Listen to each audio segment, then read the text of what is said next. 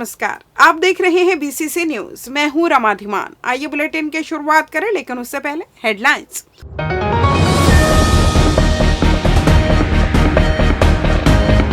भाजपा ने कहा, बजट कल्याणकारी और दूरदर्शी, विकसित भारत की दिशा में मिलेगा लाभ। धान खरीदी प्रक्रिया हुई बंद, कई किसान हुए इस व्यवस्था से परेशान। यूजीसी नियम का हुआ विरोध, सड़कों पर उतरे संवर्ण। और वाहन चोर गिरोह का खुलासा, पुलिस ने किया लाखों का माल जब्त।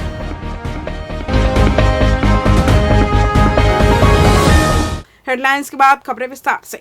भारत की वित्त मंत्री द्वारा रविवार को वर्ष 2026-27 का केंद्रीय बजट पेश किए जाने के बाद बिलासपुर स्थित भारतीय जनता पार्टी कार्यालय में प्रेस वार्ता का आयोजन किया गया। इस अवसर पर छत्तीसगढ़ के उप मुख्यमंत्री अरुण साव एवं बिलासपुर विधायक अमर अग्रवाल ने संयुक्त रूप से मीडिया को बजट की प्रमुख विशेषताओं की जानकारी दी। दोनों नेताओं ने बजट को कल्याणकारी, विकासोन्मुख और सर्वसमावेशी बताते हुए कहा कि यह बजट देश के हर वर्ग, हर क्षेत्र और हर राज्य की आवश्यकताओं को ध्यान में रखकर तैयार किया गया है। उप मुख्यमंत्री अरुण साव ने कहा कि बजट में मछली पालन, पशुपालन, लघु एवं सीमांत किसानों, छोटे व्यापारियों और श्रमिक वर्ग के हितों को विशेष प्राथमिकता दी गई है।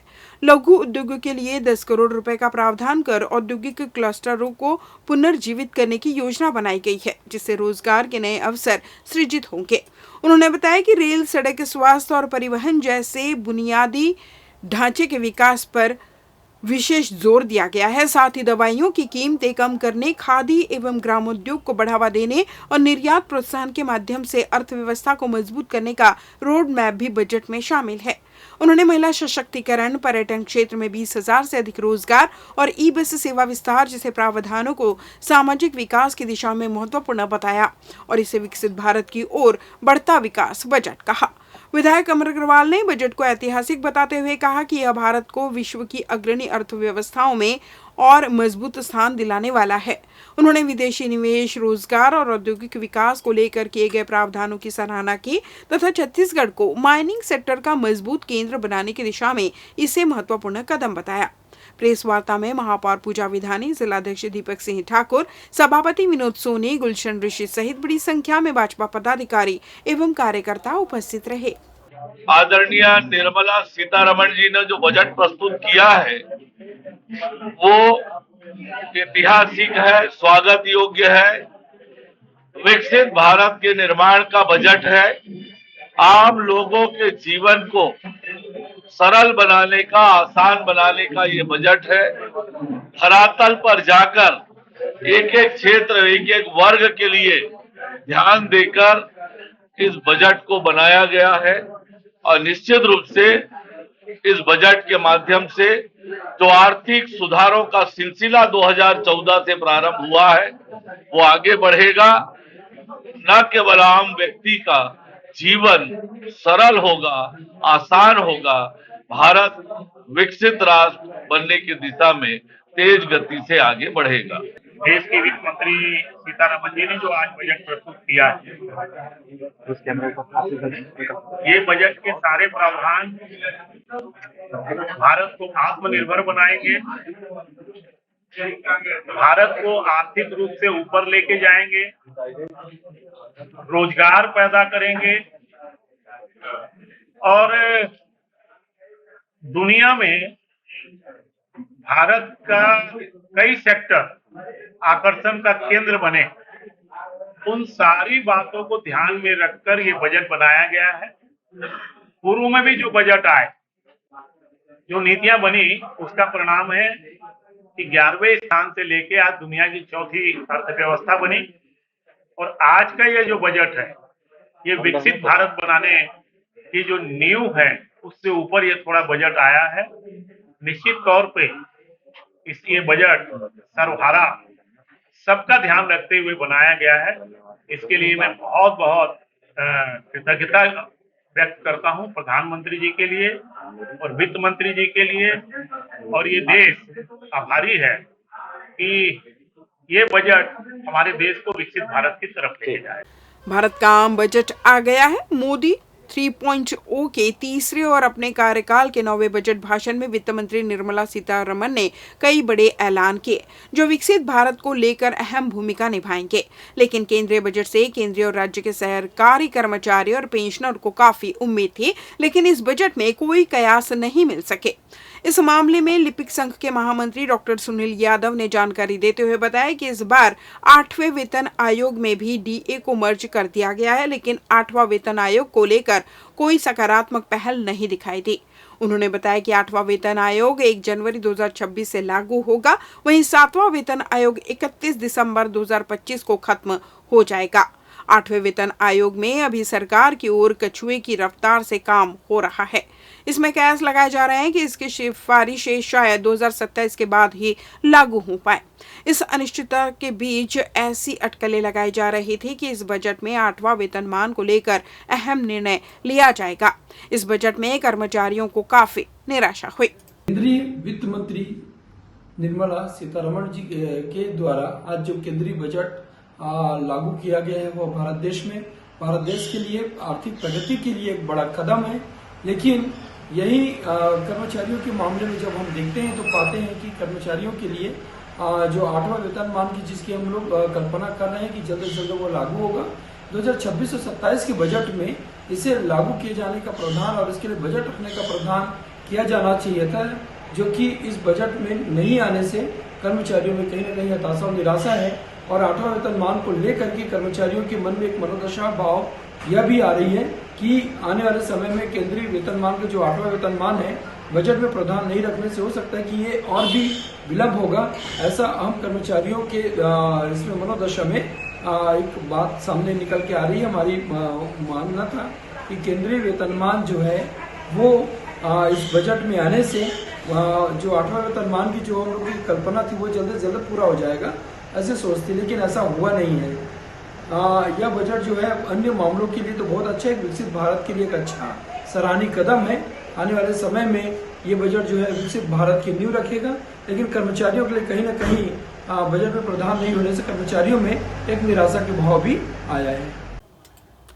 दक्षिण पूर्व सर्किल के आयुक्त रेलवे सेफ्टी बीके मिश्रा ने बिलासपुर रेल मंडल की नई चौथी रेल लाइन का निरीक्षण करने के बाद महज 24 घंटे के भीतर ट्रेन संचालन की अनुमति दे दी। यह पहली बार है जब किसी नई रेल लाइन को इतनी जल्दी मंजूरी मिली है। यह निरीक्षण कोतरलिया से रायगढ़ करोड़ीमल नगर होते हुए भूपदेवपुर तक बनी 26.1 किलोमीटर लंबी विद्युतीकृत चौथी लाइन का किया गया। यह लाइन बिलासपुर झारसुगुड़ा रेलखंड की बड़ी परियोजना का हिस्सा है। करीब 2135 करोड़ रुपए की लागत से बन रही इस परियोजना में अब तक 175 किलोमीटर से ज्यादा रेल लाइन तैयार हो चुकी है। निरीक्षण के दौरान बीके मिश्रा ने सिग्नलिंग सिस्टम, पटरियों, OHE, पुल और फाटकों सहित सभी सुरक्षा व्यवस्थाओं की जांच की। इसके साथ ही हाई स्पीड ट्रायल भी किया गया।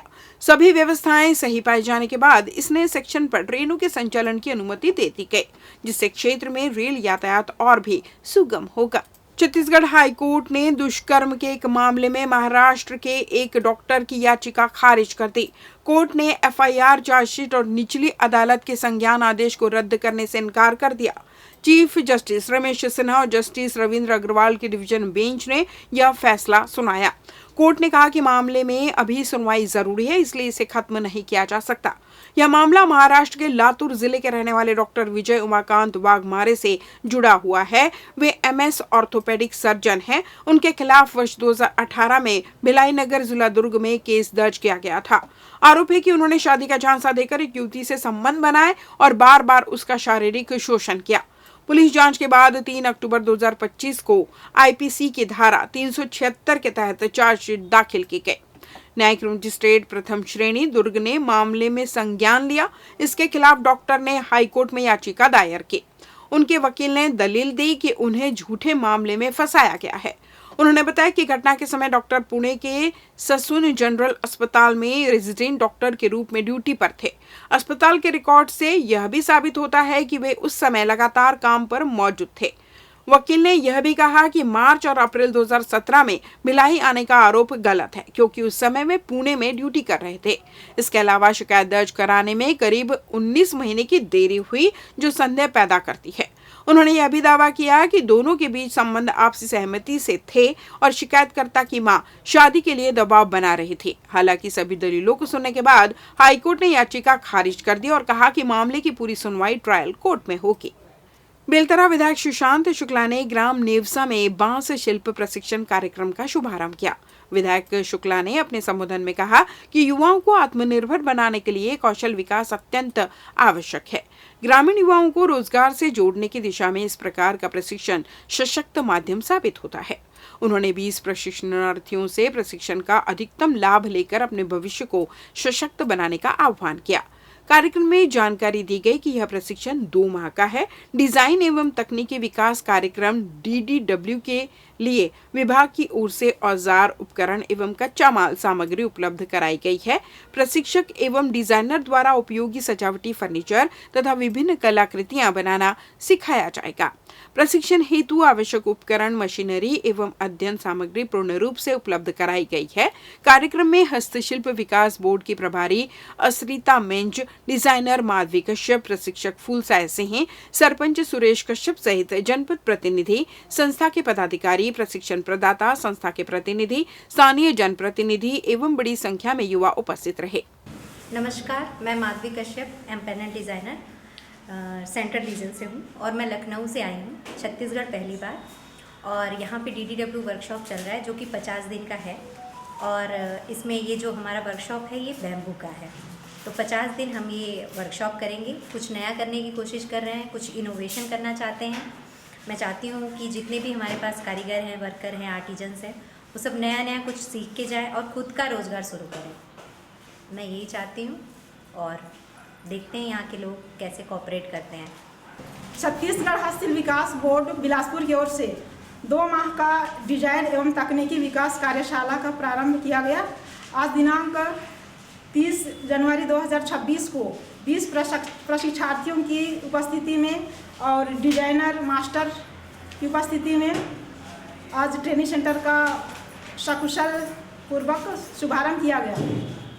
इसमें विभिन्न तरह के डिजाइन के फर्नीचर वगैरह और सजावटी सामान, उपयोगी सामान सिखाए जाएंगे और सभी शिल्पी इसमें बायोमेट्रिक मशीन की वो में 22 सालों बाद एक दंपत्ति को बिलासपुर जिले में 4 बच्चों की प्राप्ति हुई है। जिले के रतनपुर के पास ग्राम मदनपुर निवासी संतराम साहू और उनकी पत्नी तिरुपति साहू 22 वर्षों के बाद 2 लड़के और 2 लड़कियां हुई है, जिनमें मां की स्थिति को ठीक है लेकिन चारों बच्चों की स्थिति नाजुक है, जिन्हें आईसीयू में रखा गया है।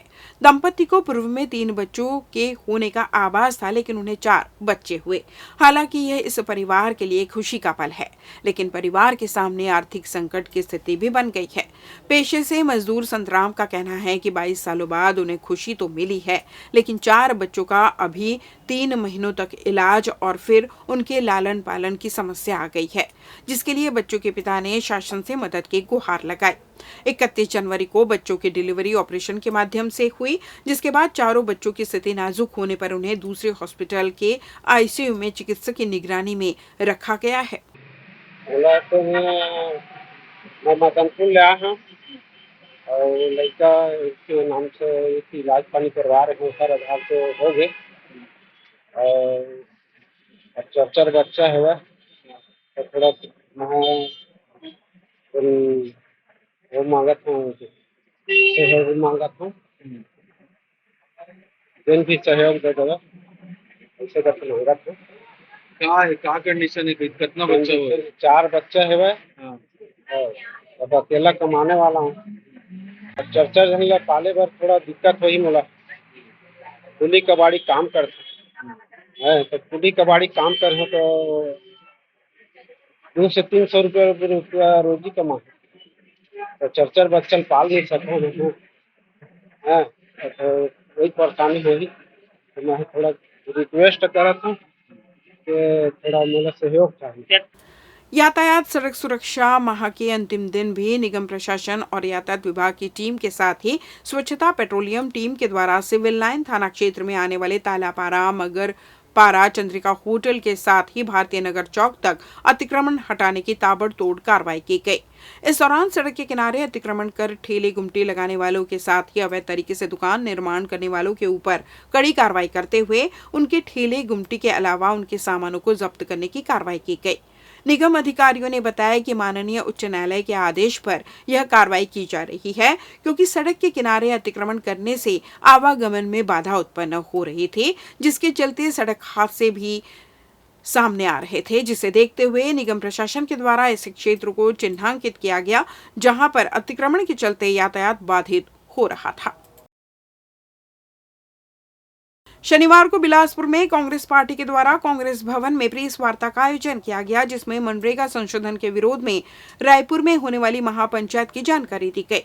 इसके साथ ही प्रेस वार्ता के दौरान SNOB फॉर्म का विधिवत शुभारंभ भी किया गया।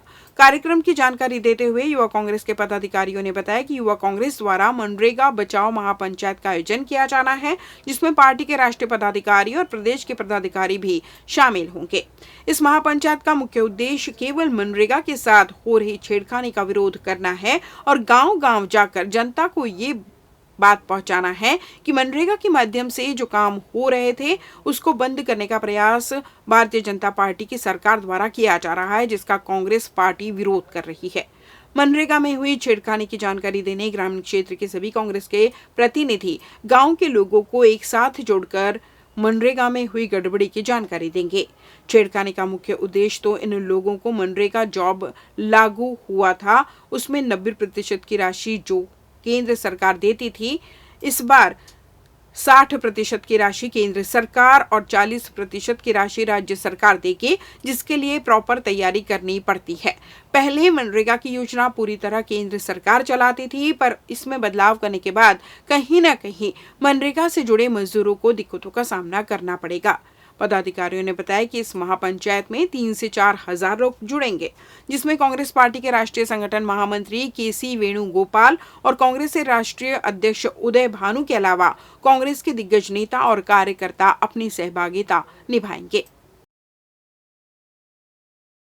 ये महापंचायत इसलिए करने की जरूरत पड़ी क्योंकि जो नया बिल आया है जयराम जी मनरेगा की जगह, जो उसमें पंचायत की शक्तियों को खत्म कर दिया गया है। अब मनरेगा में जो काम होगा वो सेंट्रल तय करेगा कि कहाँ पे किस राज्य में किस जिले में किस पंचायत में किसको कितना काम देना है और किसको काम देना है नहीं देना है। इस विषय में जो है युवाओं की पंचायत है और युवा अपने अपने गांव में जाएंगे, अपने कस्बों में जाएंगे, अपने पंचायतों में जाएंगे और लोगों को बताएंगे कि कैसे जी राम जी जो है हमको इफेक्ट कर रहा है और मनरेगा क्यों जरूरी है। तो भगवान का नाम है, वो इफेक्ट क्यों कर रहा है? भगवान नाम में क्या है भैया, नाम पे हम की राजनीति करते हैं और फिर क्या करते हैं, जनता को राम भरोसे छोड़ देते हैं। तो वही कर रहे हैं बिल में। पहले जो रोजगार जो अधिकार हुआ करता था और मनरेगा का नाम भी आप देखेंगे महात्मा गांधी रोजगार गारंटी अधिनियम, तो अधिनियम था उसको ये लोग योजना कर दिए। जो पहले रोजगार एक गारंटी हुआ करती थी और वो गारंटी हटा लिए ये लोग। अब ये बोलते हैं 125 दिन का वो देंगे, लेकिन आप आंकड़े देखोगे तो 60 दिन से ज्यादा ये 5 सालों में रोजगार नहीं दे पा रहे और बताते 125 दिन का देंगे, कैसे देंगे। जिले के ग्राम नगोई निवासी किसान भानु प्रकाश शर्मा ने धान उपार्जन केंद्र नगोई में धान खरीदी के दौरान गंभीर लापरवाही और त्रुटि का आरोप लगाते हुए कलेक्टर को लिखित आवेदन सौंपा। किसान का कहना है कि जिला विपणन अधिकारी एवं संबंधित अधिकारियों की गलती के कारण उनका पूरा धान अब तक खरीदा नहीं जा सका, जिससे वे कर्ज के बोझ तले दब गए हैं। आवेदन के अनुसार किसान भानु प्रकाश शर्मा ने अपनी 12 एकड़ 36 डिसमिल भूमि पर उपजाए कुल 255 क्विंटल धान का पंजीयन शासकीय धान उपार्जन केंद्र नगोई तहसील बेलतरा में कराया था। इसी आधार पर उन्हें सोसाइटी से खाद बीज एवं नगद राशि मिलाकर कुल 2,20,742 रुपए का ऋण प्रदान किया गया। 25 जनवरी 2026 को नोडल अधिकारी द्वारा भौतिक सत्यापन किया गया, लेकिन सत्यापन में गंभीर त्रुटि करते हुए 255.20 क्विंटल के स्थान पर केवल 46.80 क्विंटल धान दर्ज कर दिया गया। किसान का आरोप है कि त्रुटि सुधार के लिए नोडल अधिकारी द्वारा जिला विपणन अधिकारी को पत्र भी लिखा गया और आवेदन की पावती भी दी गई। इसके बावजूद न तो टोकन में सुधार किया गया और न ही धान खरीदी की मात्रा संशोधित की गई। 30 जनवरी 2026 को खरीदी तिथि समाप्त हो जाने के बाद भी किसान का शेष धान नहीं खरीदा गया। पीड़ित किसान ने मांग की है कि उनकी वास्तविक धान मात्रा 255.20 क्विंटल के अनुसार खरीदी की जाए ताकि वे सहकारी बैंक व सोसाइटी के कर्ज से मुक्त हो सके। मामले ने जिले में धान खरीदी व्यवस्था पर सवाल खड़े कर दिए हैं। मेरा 255 कुंटल धान का पंजीयन हुआ था नगोई सोसाइटी से।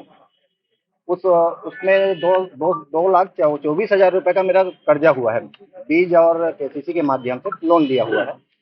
नोडल अधिकारी ने भौतिक सत्यापन के लिए मेरे धान को पूरा चेक करवाया 24 तारीख को।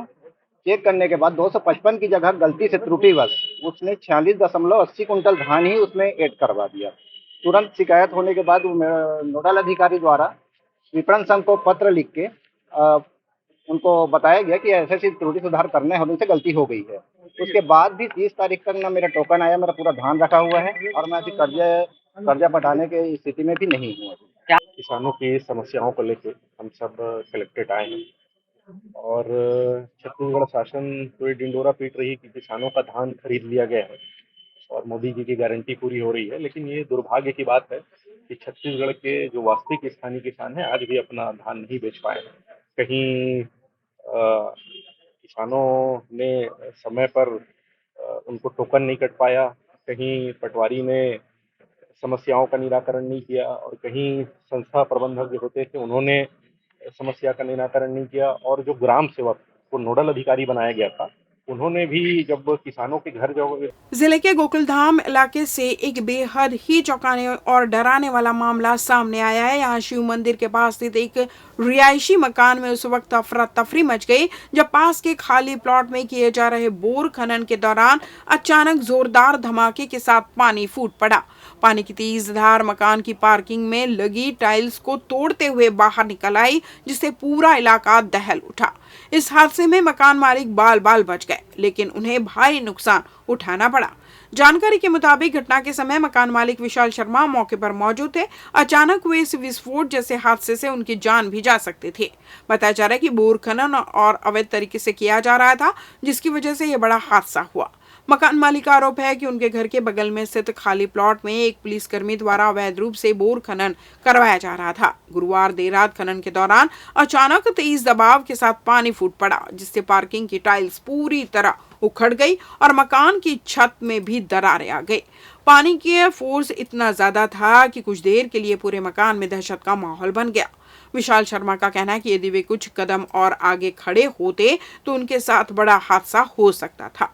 इतना ही नहीं, आरोप है कि नुकसान होने के बावजूद अवैध बोर खनन करवाने वाला पुलिसकर्मी उन्हें धमका रहा है और साफ तौर पर नुकसान की भरपाई से इनकार कर रहा है। मकान मालिक का कहना है कि उन्हें कहा गया है कि जो करना है कर लीजिए, जिससे वे काफी डरे और मानसिक रूप से परेशान हैं। फिलहाल पीड़ित मकान मालिक ने पूरे मामले की शिकायत संबंधित अधिकारियों से करने की बात कही है। अब सवाल ये उठता है कि क्या अवैध बोर खनन पर प्रशासन कार्रवाई करेगा और पीड़ित को न्याय मिलेगा या नहीं। हुआ था टाइल्स फट गया है, क्या बात है सर? बाजू में बिना परमिशन का बोर करवा रहे थे, जिसकी वजह से मेरे घर में विस्फोट हुआ है और उनसे मैंने कहा कि मेरा जो भी हजारा नुकसान हुआ उसको दीजिए। उन लोग कहना जो करना कर लीजिए, हम कुछ नहीं देंगे। कौन है और क्या कहाँ पे हो रहा था बोर? यातायात में बाजू में जस्ट बोर हो रहा था, यातायात से पांडे करके है। आप लोग क्या चाहते हो, कितने नुकसान हुआ? मैं सर उनसे कुछ नहीं चाहता, मेरा जो भी नुकसान हुआ उसको बना के दे दिया जाए, बस इतना ही रिक्वेस्ट है मेरा। तो क्या बोल रहे हैं? उनका कहना है हम आधा खर्चा से करेंगे, उससे ज्यादा हम नहीं खर्चा करेंगे, आधा आपको करना पड़ेगा, करवाना है तो करवाइए, नहीं तो जाइए जहाँ जाना। शिकायत क्यों कर रहे हैं? शिकायत अभी हम करेंगे, शिकायत अभी हम नहीं की है। ठीक, नाम विशाल कुमार शर्मा। लेते हैं छोटा सा ब्रेक। पिछले 17 वर्षों से रियल एस्टेट के क्षेत्र में दे रहे हैं अपनी सेवाएं और लगातार शहर की जनता को एक नई लिविंग लाइफस्टाइल। अपने कार्यों एवं सेवाओं के माध्यम से लाखों लोगों की उम्मीदों को दिया है आकार। इसलिए जिले में ही नहीं पूरे प्रदेश में इनकी पहचान है बरकरार। आपके सपनों के घर को हकीकत में बदल कर है दिखाना, इसलिए आपके लिए लेकर आए हैं भाटी आशियाना।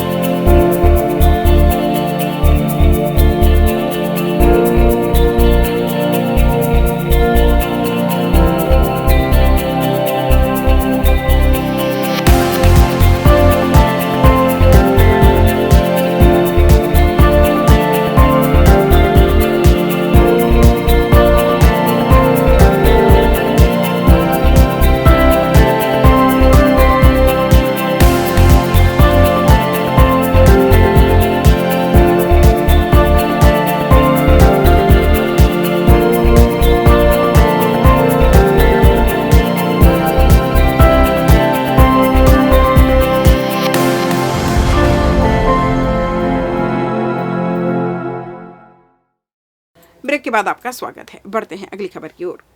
देश में जैसे ही यूजीसी कानून में संशोधन किया गया, तब से इसे लेकर विरोध की आवाजें लगातार तेज होती जा रही है। इसी कड़ी में सोमवार को स्वर्ण समाज के लोगों ने बिलासपुर में जोरदार प्रदर्शन किया। बड़ी संख्या में स्वर्ण समाज के लोग सर्व समाज के नागरिकों के साथ जिला कलेक्टर कार्यालय पहुंचे और संशोधित यूजीसी कानून को वापस लेने की मांग को लेकर जमकर नारेबाजी की। संवर्ण समाज के लोग पहले नेहरू चौक में एकत्रित हुए, जहां से उन्होंने पैदल रैली निकाली। रैली के दौरान प्रदर्शनकारियों के हाथों में यूजीसी कानून के विरोध की तख्तियां लिए यूजीसी कानून में हुए बदलाव का विरोध करते हुए नारे लगा रहे थे। रैली नेहरू चौक से होते हुए जिला कलेक्टर कार्यालय पहुंची। कलेक्टर परिसर के बाहर संवर्ण समाज के लोगों ने हनुमान चालीसा का पाठ कर शांतिपूर्ण तरीके से अपना विरोध दर्ज कराया। इस दौरान प्रदर्शन में महिलाओं की भी बड़ी संख्या में भागीदारी देखने को मिली, जिससे आंदोलन को और मजबूती मिली। प्रदर्शनकारियों का कहना है कि यूजीसी कानून की नई नीति से बच्चों का भविष्य प्रभावित होगा। उनका आरोप है कि इस कानून से जातिगत भेदभाव को बढ़ावा मिलेगा, जो समाज के लिए घातक है। ऐसे में यह कानून जनहित में नहीं है और इसे तुरंत वापस लिया जाना चाहिए। संवर्ण समाज के लोगों ने साफ शब्दों में कहा कि जब जनता सड़कों पर उतर आती है तो सरकार को उनकी बात सुननी ही पड़ती है। उन्होंने चेतावनी दी कि यदि यूजीसी कानून में किए गए संशोधन को वापस नहीं लिया गया तो यह आंदोलन और तेज किया जाएगा। बहरहाल प्रदर्शन शांतिपूर्ण रहा, लेकिन संवर्ण समाज ने साफ कर दिया है कि जब तक यूजीसी कानून में हुए संशोधन को वापस नहीं लिया जाता, तब तक उनका विरोध और आंदोलन जारी रहेगा। यूजीसी का जो काला कानून विगत 15-17 दिनों से पूरे भारत देश में अनेकों प्रदेश में सबको परेशान किया हुआ है। इस काले कानून के विरोध में बिलासपुर में भी स्वर्ण समाज के समस्त लोग एक साथ एकत्रित होकर इस काले कानून की वापसी हो और इस काले कानून को बनाने वाले इस कानून को वापस ले, इसके लिए प्रधानमंत्री और राष्ट्रपति के नाम आज ज्ञापन सौंपा गया है। वापस ले जाएगा तो क्या कानून वापस लेना होगा। जनता जब सड़कों पे आ जाती है और जनता सच्चाई के लिए लड़ रही है, जातिवाद, भेदभाव, इस प्रकार की जो भावना यदि इस कानून के खिलाफ इस कानून के माध्यम से उजागर होगी और यह कानून कहीं न कहीं आगे विसंगतियों को बढ़ावा देगा। सरकार हो चाहे कोई भी हो, उनको यह कानून वापस लेना होगा। जिले के सिरगिट्टी थाना क्षेत्र में आने वाले सीता विहार में रहने वाली एक शादीशुदा महिला 30 जनवरी को अचानक गायब हो जाती है, जिसके बाद परिजन लगातार उसकी तलाश में जुटे रहते हैं। जब प्रियंका मसीह नाम की महिला कहीं नहीं मिलती तो इस पूरी घटनाक्रम की शिकायत सिरगिट्टी थाने में की गई। प्रियंका के पति ने आरोप लगाया है कि उसके मकान मालिक की बेटी उसकी पत्नी को स्टेशन छोड़ने गई थी, जिसके बाद से उसकी पत्नी लापता है। इस मामले का एक सीसीटीवी फुटेज भी सामने आया है, जिसमें लापता हुई महिला किसी के साथ जाते नजर आ रही है। इस बेहद ही गंभीर मामले पर तत्काल संज्ञान में लेते हुए सिरगिट्टी टीआई किशोर केवट ने महिला के मोबाइल नंबर को ट्रैकिंग में लगा दिया। साथ ही संदिग्धों से पूछताछ करने की बात कही जा रही है। जानकारी मिल रही है कि महिला अपनी मर्जी से ही घर छोड़कर गई है। सीसीटीवी फुटेज और परिजनों के बयान के आधार पर पुलिस आगे की जांच शुरू कर दी है। वहीं अब महिला का नंबर ट्रेस होने के बाद ही पता चल पाएगा कि महिला आखिर किसके साथ और क्यों अपना घर छोड़कर गई है। महिला का पति गुपचुप का ठेला लगाकर अपना जीवन यापन करता था, जिसे उसकी पत्नी अचानक छोड़कर चली गई, जिसके कारण वह हताश और असहाय नजर आ रहा है, जिसकी नजर अब सिरगिट्टी पुलिस पर टिकी हुई है। सिरगिट्टी पुलिस ने जल्द ही महिला को ढूंढ निकालने की बात कही। मेरी पत्नी सर 30 तारीख से ना गायब है, दोपहर 1 से 2 के बीच में। अब पता नहीं, बिना बताए घर में कोई नहीं थे, वो घर से निकल गई है। और आज सीसीटीवी कैमरा जब चेक किए हैं तो मकान मालिक की बेटी भी साथ में उनको छोड़ने के लिए गई है और उनके साथ उनकी कोई सहेली भी थी, मोहल्ले की ही है, पर मैं नहीं जानता हूँ ना। 2 लड़की लोग वहाँ से उसको छोड़ने के लिए गए हैं और ऑटो वगैरह बैठ करके गए हैं। पूरा स्टेशन में जा करके उन लोग उसको ट्रेन चढ़ाए और पूछने से उन लोग बोले कि दिल्ली वाला ट्रेन में हम लोग बैठाए हैं। और कुछ दिन पहले से वो बोली कि कुछ दिन पहले से दीदी प्रियंका अपना सामान को मेरे घर में छिपवा करके रखवा दी थी। और जब मैं बोली तो बोली कि किसी को मत।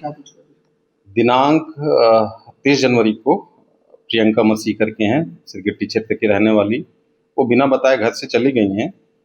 उनके पति के द्वारा रविंद्र वंशी के द्वारा 31 तारीख को गुम इंसान का दर्ज करवाया गया है। गुम इंसान दर्ज करने के बाद में मोबाइल को उस पे लिया गया है लोकेशन वगैरह। तो इससे प्रतीत हो रहा है कि महिला स्वेच्छा से ही घर से कहीं गई हैं। पिछले 10-12 दिन से उनकी तैयारी चल रही थी जाने की, ऐसा प्रतीत होता है। और जैसे ही सूचना आया तत्काल संज्ञान लेकर महिला की पता तलाश के लिए टीम बनाया गया है। स्पष्ट लोकेशन आने पे और टीम भेजकर दस्तयाबी की जाएगी। थाना सिटी कोतवाली क्षेत्र अंतर्गत पचरीघाट डैम के पास हुए हत्याकांड के मामले में पुलिस ने त्वरित कार्रवाई करते हुए 2 आरोपियों को गिरफ्तार कर लिया। यह सनसनीखेज घटना 30 जनवरी की शाम करीब 7:30 बजे की है, जब पुरानी रंजिश के चलते एक युवक की धारदार हथियार से हत्या कर दी गई। पुलिस के अनुसार प्राथमिक रिपोर्ट पर जांच में सामने आया कि आरोपी विकास तिवारी निवासी शनिचरी बाजार पिलासा चौक एवं शैलेंद्र प्रजापति निवासी रामायण चौक चटीडीह थाना सरकंडा घटना के समय मृतक सानू उर्फ अमन खान के पास पहुंचे थे। आरोपियों और मृतक के बीच पहले से आपसी विवाद चल रहा था। इसी रंजिश के चलते आरोपियों ने मृतक से गाली गलौज की, जो बाद में हिंसक झगड़े में बदल गए। विवाद के दौरान आरोपियों ने धारदार हथियार से मृतक पर जानलेवा हमला कर दिया, जिससे उसे गंभीर चोटें आई और मौके पर ही उसकी मौत हो गई। सूचना मिलते ही सिटी कोतवाली पुलिस मौके पर पहुंची और जांच शुरू की। पुलिस ने आरोपियों को हिरासत में लेकर पूछताछ की, जिसमें उनकी संलिप्तता के पुख्ता साक्ष्य मिले। घटना में प्रयुक्त हथियार भी बरामद कर लिया गया। पुलिस ने आरोपियों के खिलाफ अपराध दर्ज कर उन्हें न्यायालय में प्रस्तुत किया, जहां से न्यायिक रिमांड पर भेज दिया गया है। भारतीय जनता पार्टी अल्पसंख्यक मोर्चा जिला बिलासपुर ग्रामीण की वर्ष 2026 की जिला कार्यकारिणी की घोषणा कर दी गई। यह घोषणा प्रदेश अध्यक्ष मखदूम इकबाल गगन की सहमति तथा भाजपा जिला अध्यक्ष मोहित जायसवाल की अनुशंसा पर की गई। संगठन को और अधिक मजबूत व सक्रिय बनाने के उद्देश्य से नई कार्यकारिणी का गठन किया गया। जारी सूची के अनुसार मुशर्रफ खान को भाजपा अल्पसंख्यक मोर्चा बिलासपुर ग्रामीण का जिला अध्यक्ष नियुक्त किया गया है। जिला उपाध्यक्ष पद की जिम्मेदारी एजाज खान, कमलजीत अंसारी, अमीन कुरैशी, शेख निशा एवं मोहसिन अली को सौंपी गई है। वहीं जिला महामंत्री के रूप में सिटी सिंह चावला और वासित अली को मनोनीत किया गया है। जिला मंत्री पद पर अरुण बेग, रूबी मार्टिन, यूनुस खगन, एहतिशाम खगन तथा जमील अहमद खगन को शामिल किया गया है। इसके अतिरिक्त संगठनात्मक गतिविधियों को प्रभावी ढंग से संचालित करने के लिए विभिन्न दायित्वों पर कार्यकर्ताओं की नियुक्ति की गई है। मन की बात कार्यक्रम के जिला प्रभारी के रूप में रोशन खगन तथा सह प्रभारी के रूप में करणवीर सिंह अरोरा को जिम्मेदारी दी गई। कार्यकारिणी की घोषणा के बाद पदाधिकारियों ने रविवार को बेलतरा विधायक सुशांत शुक्ला से मुलाकात कर उनका आभार व्यक्त किया तथा सौंपे गए दायित्वों को पूरी निष्ठा, ईमानदारी और समर्पण के साथ निभाने का भरोसा दिलाया।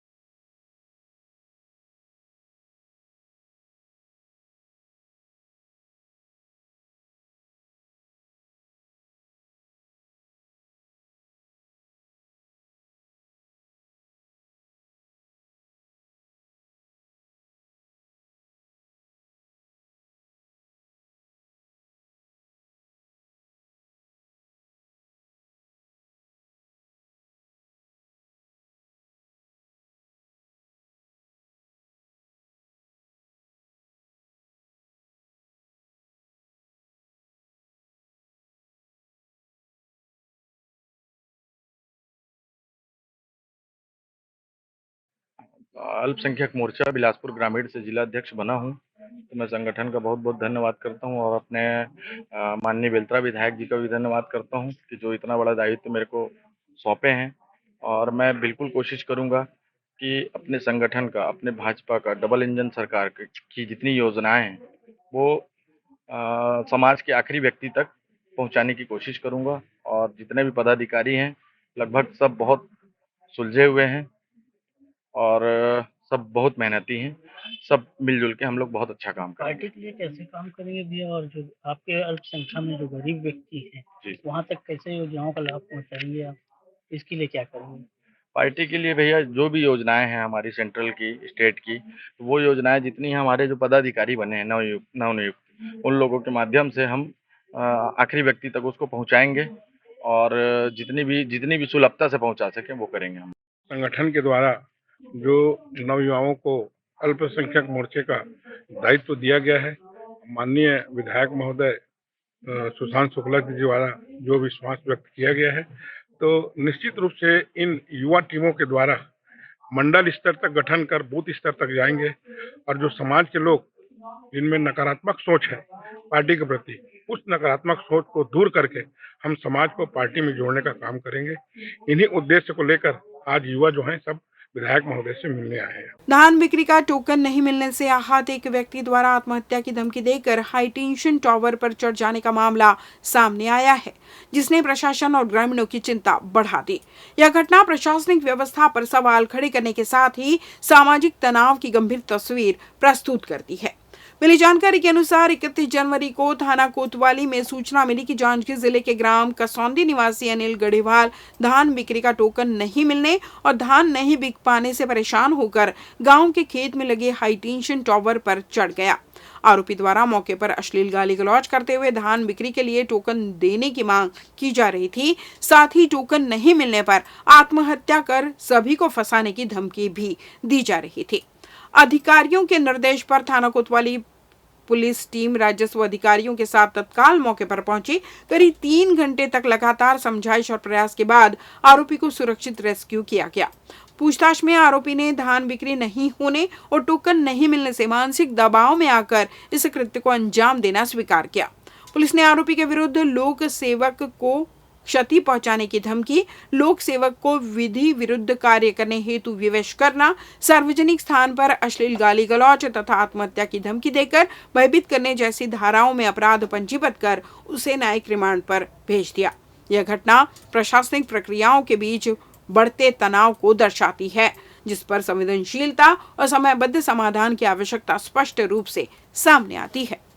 पौराणिक एवं ऐतिहासिक नगरी रतनपुर में पारंपरिक माघी पूर्णिमा मेले का शुभारंभ ब्रह्म मुहूर्त में पवित्र दुल्हरा जलाशय के तट से हुआ। माघ पूर्णिमा के पावन अवसर पर हजारों श्रद्धालुओं ने सरोवर में आस्था की डुबकी लगाई और दीप दान कर ईश्वर एवं अपने पूर्वजों के प्रति श्रद्धा व्यक्त की। सूर्योदय से पूर्व ही जलाशय के तट पर भक्तों की भारी भीड़ उमड़ पड़ी। उल्लेखनीय है कि रतनपुर का ऐतिहासिक माघी पूर्णिमा मेला यहाँ के राजा की 28 रानियों के सती होने की स्मृति में प्रतिवर्ष आयोजित होता है। यह परंपरा आज भी ग्रामीणों द्वारा पूरी श्रद्धा और आस्था के साथ निभाई जा रही है। मेले में सनातन संस्कृति की झलक स्पष्ट रूप से देखने को मिली, जहां श्रद्धालुओं ने स्नान के बाद अन्नदान कर भजन कराया। दुल्हरा जलाशय के तट पर सांस्कृतिक गतिविधियों का जीवंत दृश्य नजर आया। कहीं बच्चों का मुंडन संस्कार कराया जा रहा था, तो कहीं सत्यनारायण भगवान की कथा का आयोजन हुआ। वहीं संत शिरोमणि रविदास मंदिर में उनके अनुयायी भजन कीर्तन करते दिखाई दिए। श्रद्धा, भक्ति और आधुनिकता के संगम को देखकर लोग इस क्षण को अपने मोबाइल कैमरों में कैद करते नजर आए। मेले में सामाजिक समरसता का अद्भुत उदाहरण भी देखने को मिला, जहां बिना किसी भेदभाव के श्रद्धालु कीर्तन करते हुए एक दूसरे से जुड़े दिखे। रतनपुर मेले की पहचान उखरा, जलेबी, लकड़ी के खिलौने, गाड़ी, तलवार और चना होरा जैसे पारंपरिक उत्पाद रहे। यह मेला आधुनिकता के बीच अपनी सांस्कृतिक जड़ों से जुड़े रहने का सशक्त संदेश देता नजर आया।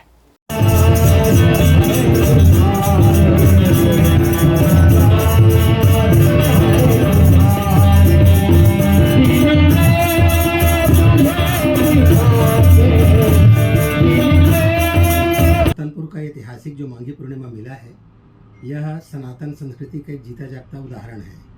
इस मेले का जो शुभारंभ है आज से हजारों साल पहले, जब यहाँ के राजा दिवंगत हुए थे तो उनकी स्मृति में उनकी रानियों ने 28 रानियाँ थी, वो सती हो गए थे और उन्हीं के सम्मान में रतनपुर का मेला तब से लगते आया है। इस मेले का शुभारंभ जो है रतनपुर का जो ऐतिहासिक सरोवर है दुलहरा जलाशय, उसके तट से होता है, जहाँ पर सनातनी परंपरा अनुसार आस्था की डुबकी लगाकर लोग अपने पूर्वजों को, अपने ईश्वर के प्रति धन्यवाद ज्ञापित करते हैं। उन्होंने इस सनातन संस्कृति को जीवंत रखने में हमको सहभागी बनाया। अभी में और पूर्व में क्या अंतर देखने को मिलता है? अभी और पूर्व में तो बहुत काफ़ी अंतर है। आधुनिकता का एक मुंगेली जिले में वाहन चोरी की बढ़ती घटनाओं पर प्रभावी कार्रवाई करते हुए मुंगेली पुलिस ने बड़ी सफलता हासिल की। पुलिस ने चोरी करने वाले गिरोह का पर्दाफाश कर एक ट्रैक्टर और 7 मोटरसाइकिल समेत करीब 4 लाख रुपए की संपत्ति बरामद की है। इस कार्रवाई में 4 आरोपियों को गिरफ्तार किया गया। वहीं एक विधि से संघर्षरत बालक के विरुद्ध भी नियमानुसार कार्रवाई की गई। आईजी राम गोपाल गर्ग के निर्देशन तथा वरिष्ठ पुलिस अधीक्षक मुंगेली भोजराम पटेल के मार्गदर्शन में छत्तीसगढ़ पुलिस के सशक्त ऐप और ऑपरेशन बाज के तहत यह कार्रवाई की गई। साइबर सेल, थाना लोरमी, सिटी कोतवाली मुंगेली एवं थाना फास्टरपुर की संयुक्त टीम ने त्वरित कार्रवाई करते हुए चोरी गए वाहनों का पता लगाया। मामला थाना लोरमी क्षेत्र का है, जहां 11-12 जनवरी 2026 की दरमियानी रात गायत्री मंदिर के पास खड़े ट्रैक्टर की चोरी की रिपोर्ट दर्ज कराई गई थी। विवेचना के दौरान साइबर सेल को तकनीकी और मुखबिर सूचना मिली कि ग्राम हरदीडीही निवासी दिलेश सप्रे एक पुराना ट्रैक्टर बेचने की कोशिश कर रहा है। सूचना के आधार पर पुलिस ने उसे हिरासत में लेकर पूछताछ की, जिसमें उसने अपने साथियों पवन जगत, मनीष साहू, देव प्रसाद बर्मन और एक अपचारी बालक के साथ मिलकर ट्रैक्टर एवं कई मोटरसाइकिलें चोरी करना स्वीकार किया। आरोपियों की निशानदेही पर पुलिस ने एक ट्रैक्टर, 7 चोरी की मोटरसाइकिलें तथा घटना में प्रयुक्त एक मोटरसाइकिल जब्त की। जांच में यह भी सामने आया कि आरोपियों ने बघमार मेला, मुंगेली व्यापार मेला सहित अन्य स्थानों से भी वाहन चोरी किए थे।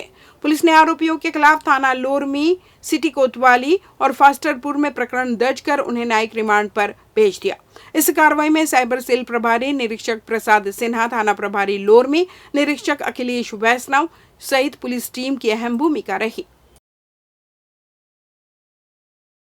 आज हमारी पुलिस को एक बहुत बड़ी सफलता मिली है। एक गैंग जिसके बारे में काफ़ी समय से हम लोगों को शिकायत मिला था, जिसमें बाइक चोरी, ट्रैक्टर, इससे संबंधित एक गैंग है, जिसने गत वर्ष 11 तारीख को ट्रैक्टर और उससे पहले उसने करीबन 7 बाइक, जिसमें 2 फास्टरपुर थाना क्षेत्र से और एक कोतवाली थाना क्षेत्र से, और बाकी लोगों को हम सर्च कर रहे हैं। इस गैंग ने इनको कुछ साल पहले, 1 साल पहले ये ट्रैक्टर या बाइक की थेफ्ट का काम किया था। चोरी करके इसको ले करके भाग गए थे। तो जब हम लोगों ने इनके बारे में पता किया तो हमारे अभी आईजी बिलासपुर राम गोपाल गर्ग सर ने ज्वाइन करने के बाद में सशक्त ऐप लॉन्च किया है, जिसमें बाइक चोरी से संबंधित डिटेल हम लोग उसमें भरते हैं और सशक्त ऐप के माध्यम से हम लोगों को बाइक चोरी के बारे में जानकारी प्राप्त होता है। तो जब हम लोग बाइक चोरी से संबंधित सर्च किए थे तो हम लोग ट्रैक्टर चोरी और बाइक चोरी दोनों के बारे में जब हम लोग सर्च कर रहे थे तो सबसे पहले हम लोगों को अपनी बेसिक पुलिसिंग के द्वारा में दिलेश राज के बारे में पता चला कि यह चोरी के कार्य में या बाइक चोरी के कार्य में शामिल रहता है। तो फिर हम लोग वहाँ पर गए, वहाँ पर हम लोगों ने रेड मारा तो उसके घर में हम लोगों को 7 बाइक मिला। उस 7 बाइक को हम लोग जब सशक्त ऐप से हम लोगों ने क्लियर किया तो उस ऐप के माध्यम से चोरी की बाइक निकली। चोरी की बाइक निकलने के बाद जब उसके घर में हमारी टीम ने रेड मारा तो जो 11 तारीख के लोरमी में ट्रैक्टर का इंजन चोरी हुआ था, वो ट्रैक्टर का इंजन भी हम लोगों को वहाँ पर मिला। फिर धीरे धीरे पूछताछ करने के बाद में दिलेश राज ने अपने साथियों के बारे में बताया और हम लोगों ने 5 लोगों को इस मामले में गिरफ्तार किया। जब इनसे कड़ाई से हम लोगों ने पूछताछ किया तो इन्होंने बताया कि यह पहले बाइक किसी भी थाना क्षेत्र में जब जाते थे, कहीं पे जैसे किसी बाज़ार में या आसपास जो बाइक रहता था, किसी के घर के बाहर बाइक खड़े रहता था, तो चोरी करके पहले बाइक को गायब करते थे और उसी चोरी बाइक का इस्तेमाल करके दूसरे बाइक का चोरी करने के लिए उसी बाइक का इस्तेमाल करते थे। तो इनके मन में बाइक चोरी करने के पश्चात में इन्होंने ट्रैक्टर चोरी करने का प्लान बनाया था, जिसको बाद में ये इसको कबाड़ी को बेचने का, उस गाड़ियों को कट करके या इन लोगों को उसको कट करके कबाड़ियों को बेचने का उन लोगों ने प्लान बनाया हुआ था। तो इस प्रकार से IG Bilaspur sir Ram Gopal Garg sir के सशक्त ऐप के माध्यम से हम लोगों को बाइक के बारे में पता चला और फिर बाइक से ट्रैक्टर चोरी का खुलासा हुआ। समस्त बाइक और ट्रैक्टर की कुल जो प्रॉपर्टी थी वह 4 लाख रुपए की संपत्ति थी और इसमें परिवार और उसके साथी लोग इसमें शामिल थे। तो इस प्रकार आज सशक्त ऐप के माध्यम से हमारी मुंगेली पुलिस को एक बड़े गैंग को निस्तानाबूद करने में और उसको जेल भेजने में सफलता मिली है। और चूंकि टीम ने इतना अच्छा काम किया है, मैंने आईजी सर को बताया है, तो उन्होंने हमारी टीम के लिए इनाम प्रतिवेदन भेजने को बोला है।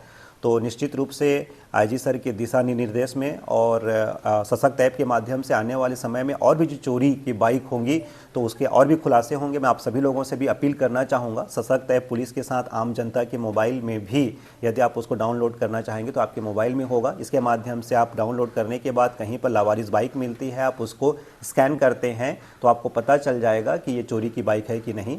तो निश्चित रूप से ये एक बहुत अच्छा ऐप है और इसके माध्यम से हमको सफलता मिली है।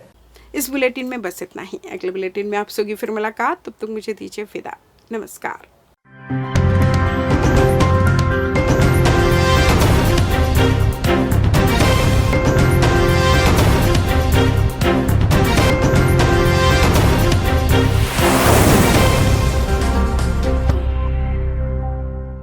पिछले 17 वर्षों से रियल एस्टेट के क्षेत्र में दे रहे हैं अपनी सेवाएं और लगातार शहर की जनता को एक नई लिविंग लाइफस्टाइल। अपने कार्यों एवं सेवाओं के माध्यम से लाखों लोगों की उम्मीदों को दिया है आकार। इसलिए जिले में ही नहीं पूरे प्रदेश में इनकी पहचान है बरकरार। आपके सपनों के घर को हकीकत में बदल कर है दिखाना, इसलिए आपके लिए लेकर आए हैं भाटी आशिया।